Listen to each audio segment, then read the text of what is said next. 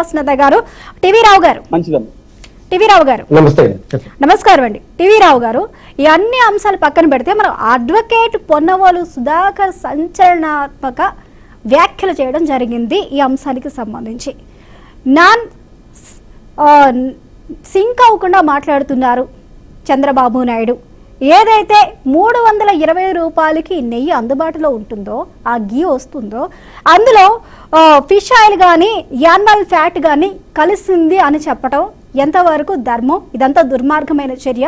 రాజకీయ లబ్ధి కోసం ఆయన మాట్లాడుతున్న మాటలు ఒకసారి మనం క్యాలిక్యులేటెడ్ గా చూసుకున్నట్లయితే, ఒక నెయ్యి మనం కొనాలి అంటే యాజ్ పర్ టెండర్ లో వాళ్ళు తీసుకొని దాన్ని రివర్స్ టెండర్ తీసి 1 కేజీ 320 రూపాయలకి ఆ టెండర్స్ కి ఓకే చేశారు డైరీకి.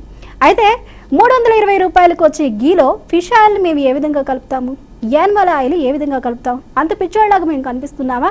1450 రూపాయలు అవుతుంది యానిమల్ ఆయిల్ కలపాలి అంటే, ఫిష్ ఆయిల్ కలపాలంటే. అంత కాస్ట్ ఉన్నది గీలో మేమెందుకు కలుపుతాము?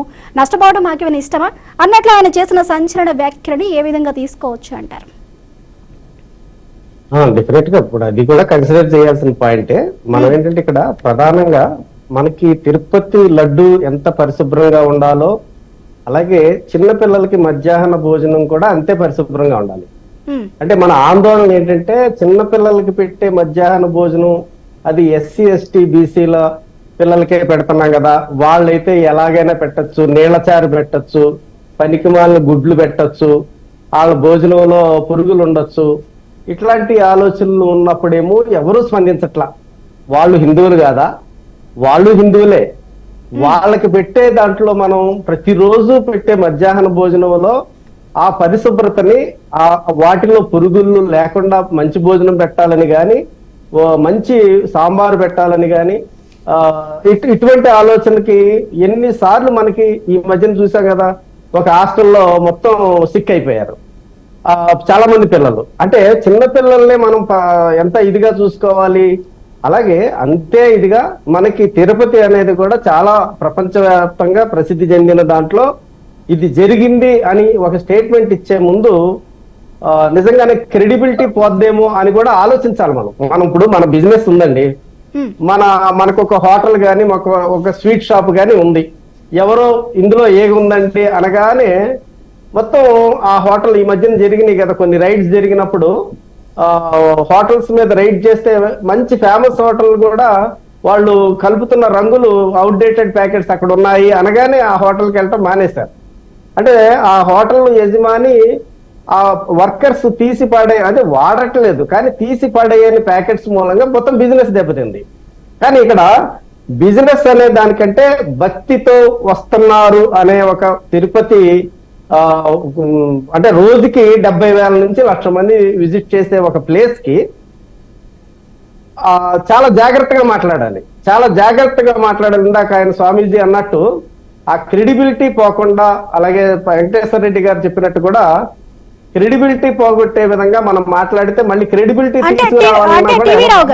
టీవీ రావు గారు, క్రెడిబిలిటీ పోవడం అంటే ఏంటి? అంటే అక్కడ జరిగింది ప్రజలకు తెలియకుండా గోప్యంగా ఉంచారా, లేకపోతే అంతర్గతంగా మాట్లాడుకోవాలా, లేకపోతే లోపల ఇష్యూని లోపలే సాల్వ్ చేసుకోవాలంటారా? అంటే ప్రజలకు తెలియాల్సిన అవసరం లేదా? మీకు నిర్ధారణ అయ్యే వరకు అందరి యొక్క స్టేట్మెంట్స్ తీసుకున్నది, మరలా దాని యొక్క శాంపిల్స్ ని పరిశీలించి మనం నిర్ధారణ ఏంటి, నిర్ధారణ పంది కొవ్వు అని లాబ్డ్ అని మాట్లాడారు, బీఫ్ టాలో అని మాట్లాడారు.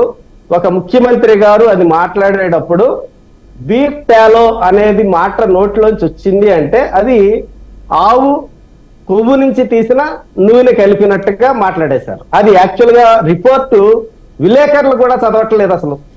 ఎవరైతే ఛానల్స్, అన్ని ఛానల్స్ దాని యొక్క కంప్లీట్ గా ఒక రిపోర్టు ఒక 6 పేజీలు ఉంది అంటే 6 పేజీల్లో ఒక్కొక్క ప్రామాణిక విషయాన్ని, దాని లిమిట్స్ ని, స్టాండర్డ్స్ ని ఎక్స్ప్లెయిన్ చేస్తున్న ఐఎస్ కోడ్ ఏదైతే ఉందో ఆ ఐఎస్ కోడ్ లో ఏం వివరాలు ఇచ్చారు. సపోజ్ మనం ఒక బ్లడ్ టెస్ట్ చేయించాం, బ్లడ్ టెస్ట్ చేసినప్పుడు మనకి కిడ్నీలో 1.2 లోపు ఉండాల్సింది 1.2 అని కూడా వచ్చేస్తుంది ఒక్కోసారి. ఎప్పుడు వస్తుంది? మనం మంచినీళ్ళు బాగా తీసుకోకపోతే, బాగా అలిసిపోయినప్పుడు మనకేంటంటే కీటోన్స్ అంటే యూరిన్ లో ఎక్కువ ఇవి మన కీటోన్స్ వచ్చేసినట్టుగా చూపిస్తుంది. అంటే కిడ్నీ పాడైనట్టు కాదు, అక్కడ కింద రాస్తాడు దీని గురించి భయపడొద్దు. మీరు ఒకవేళ నీళ్లు సరిగ్గా తాగి ఉండకపోయినా, మీకు ఏమన్నా అలసిపోయినా కొన్నిసార్లు ఇది వస్తుంది అని రాస్తాడు. కాబట్టి కంగారు పడిపోయి నా కిడ్నీ డ్యామేజ్ అయిపోయిందేమో అని కంగారు పడిపోయే పేషెంట్స్ కూడా ఉంటారు. ఇక్కడ అదే విషయాన్ని అదే రిపోర్ట్ లో కింద రాశాడు. 1, 2, 3, 4, 5 వచ్చి టోటల్.